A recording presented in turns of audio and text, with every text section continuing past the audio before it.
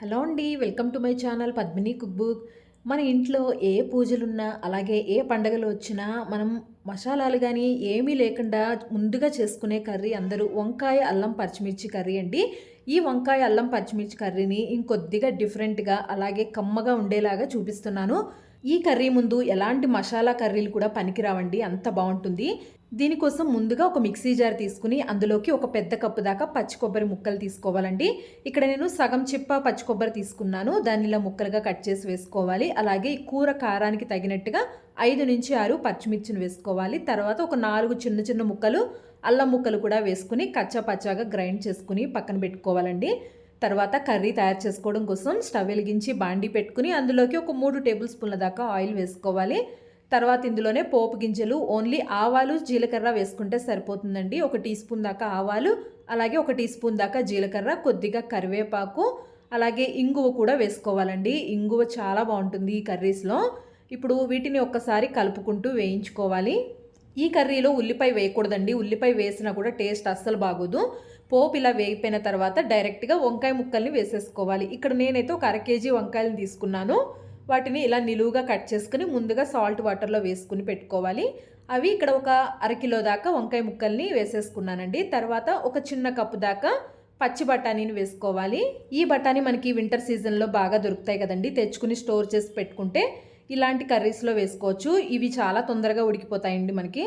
తర్వాత ఒక 1/4 tea spoon దాకా పసుపుని వేసుకుని మొత్తం ఒక్కసారి బాగా కలుపుకోవాలి. ఇందులో ఎలాంటి ఉల్లిపాయ కానీ వెల్లుల్లిపాయ కానీ మసాలా ఏమీ లేకపోయినా కూడా మనకి కర్రీ టేస్ట్ అయితే చాలా బాగుంటుందండి. అసలు ఇలా మొత్తం మిక్స్ చేసుకున్న తర్వాత ఇందులోకి ఇవి ఉడకడానికి తగినట్టుగా ఒక చిన్న గ్లాస్ దాకా వాటర్ని పోసుకోవాలి.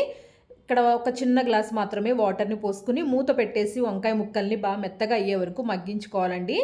ఇది మధ్య మధ్యలో ఒక్కసారి మిక్స్ చేసుకుంటూ ఉండాలి, అంటే మనకి అడుగు అంటకుండా ఉండాలి కాబట్టి మధ్యలో ఒక్కసారి కలుపుకుంటూ ఉండాలి. చూసారు కదా, వంకాయ ముక్కలు అయితే ఇక్కడ బాగా ఉడికిపోయాయి, కానీ మనం వేసిన వాటర్ ఇంకా అలాగే ఉన్నాయండి. కాబట్టి ఇంకొక 2 నిమిషాలు అలాగే మూత పెట్టేసి మగ్గించుకుంటే మనకి వాటర్ కూడా మొత్తం ఇంకిపోయి చక్కగా తయారైపోతుంది కర్రీ మనకి. ఇక్కడ మనకి ఫైనల్గా చూసారు కదా, వంకాయ ముక్కలు బాగా ఉడికిపోయాయండి, అలాగే వాటర్ కూడా మొత్తం ఇంకిపోయాయి. ఇప్పుడు ఒక్కసారి గరిటెతో వంకాయ ముక్కల్ని బాగా మ్యాష్ చేసుకోవాలి. కంప్లీట్గా అవసరం లేదండి, మధ్య మధ్యలో వంకాయ ముక్కలు కనిపించేలాగా ఉండాలి. మిగిలిన ముక్కల్ని చక్కగా ఇలా మెత్తగా మ్యాష్ చేసేసుకోవాలి. ఇలా మొత్తం వంకాయ ముక్కల్ని మ్యాష్ చేసుకున్న తర్వాత రుచికి తగినట్టుగా ఉప్పుని వేసుకోవాలి. ఇంకా ఇందులో మనం ఎక్స్ట్రాగా కారం ఏమీ వేయమండి, ఆల్రెడీ ముందుగా పచ్చిమిర్చి వేసుకున్నాం కాబట్టి అదే కారము. ఇప్పుడు గ్రైండ్ చేసుకున్న పచ్చి కొబ్బరి, పచ్చిమిర్చి, అల్లం ఇవన్నీ కలిపి గ్రైండ్ చేసుకున్న పేస్ట్ని వేసుకోవాలి. చూసారు కదా, ఇలా కచ్చాపచ్చాగా గ్రైండ్ చేసుకోవచ్చండి. మనకి కారం మీకు ఎంత అయితే తినాలనుకుంటున్నారో దానికి తగ్గట్టుగా పచ్చిమిర్చిని వేసుకోండి. ఇంకా ఇందులో ఎక్స్ట్రాగా ఎండు కారం ఏమీ వేయమండి. అసలు ఈ కర్రీలో ఎండుకారం అస్సలు టేస్ట్ బాగోదు. వంకాయ అల్లం పచ్చిమిర్చి అంటే పచ్చిమిర్చితోనే చేసుకుంటేనే మనకి టేస్ట్ బాగుంటుంది. ఇలా మొత్తం మిక్స్ చేసుకున్న తర్వాత ఉప్పు ఒక్కసారి చూసుకోండి. తర్వాత మనం ఈ కొబ్బరి మొత్తం బాగా వేగాలండి, కాబట్టి ఒక 5 నిమిషాల పాటు అలా వదిలేస్తే మనకి కొబ్బరి కూడా పచ్చివాసన అనేది లేకుండా చక్కగా వేగిపోతుంది. అలాగే పాడవదు కూడా అండి కర్రీ, ఎందుకంటే మనం రెగ్యులర్గా కొబ్బరి వేస్ట్ చేసినప్పుడు సాయంత్రానికి కొబ్బరి వాసన అనేది వస్తుంటుంది కదా.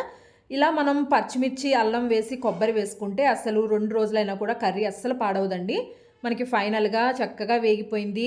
వంకాయ, కొబ్బరి, అల్లం, పచ్చిమిర్చి వేసిన కర్రీ రెడీ అయిపోయిందండి. చాలా టేస్టీగా ఉంటుంది. మనకి ఇంట్లో ఏ పండగలు ఉన్నా కూడా మనకి ముందుగా అందరూ చేసుకునేది వంకాయ అల్లం పచ్చిమిర్చి కూర అండి. మనకి ఏ భోజనాల్లో అయినా సరే మసాలాలు లేకుండా వడ్డించేది వంకాయ పచ్చిమిర్చి కర్రీ అండి. దాంట్లో ఇలా కొబ్బరి వేసి తయారు చేసుకుంటే తినటానికి కమ్మగా అసలు టేస్ట్ అయితే అదిరిపోతుంది.